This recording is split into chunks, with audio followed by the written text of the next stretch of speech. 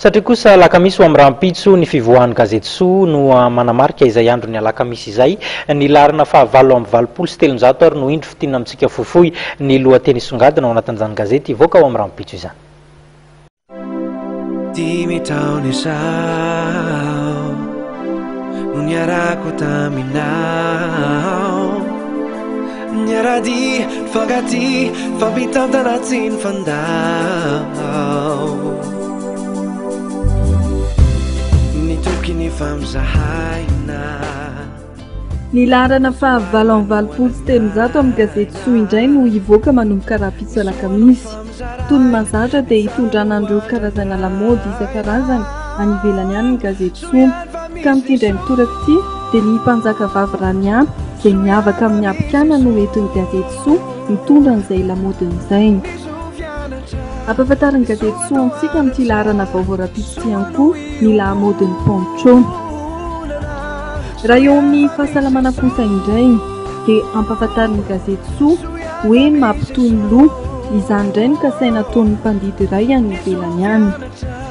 Mbola resaka fahasalamana izay hatrany, soda cola vita amin'ny tongolo gasy, izany indray no lamaody nivoaka eo amin'ny resaka zava-pisotro.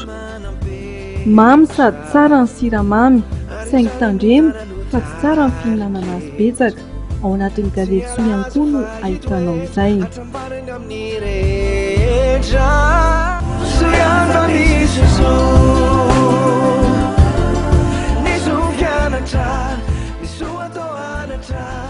Ampahafantarin'ny gazety Soa amintsika indray hoe ahoana ny fomba vaovao fanaovana fety any ivelany any.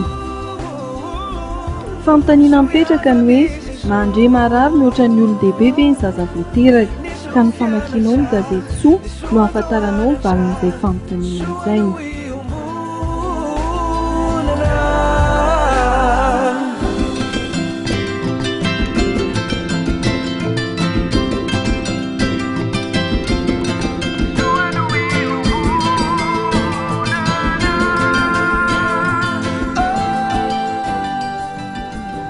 Sombotsovony amin'ireo lohahevitra ho hitanao anatin'ny gazety Soa ihany ireo nivakiana taminao ireo teo. Fa ny fividiananao ny gazety Soa larana fahavalo amby valopolo sy telonjato ivoaka manomboka rahampitso dia ny mivarotra mahazatranao no ahitanao ireo karazan-dahatsoratra maro samihafa omaly ny gazety Soa amintsika.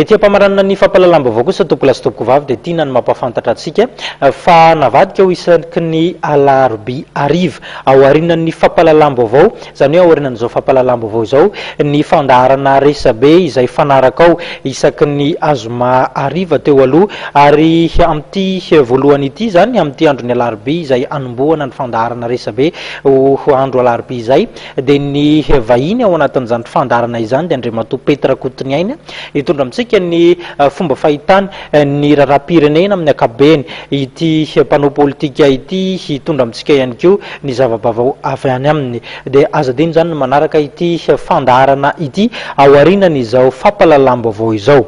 Izay ihany koa no hanakatonantsika tanteraka ny pejin'ny fampalalam-baovao isaorana feno ianao nanaraka izany hatramin'ny farany. Mametraka ny veloma ao amin'ny rahampitso indray veloma tompoko.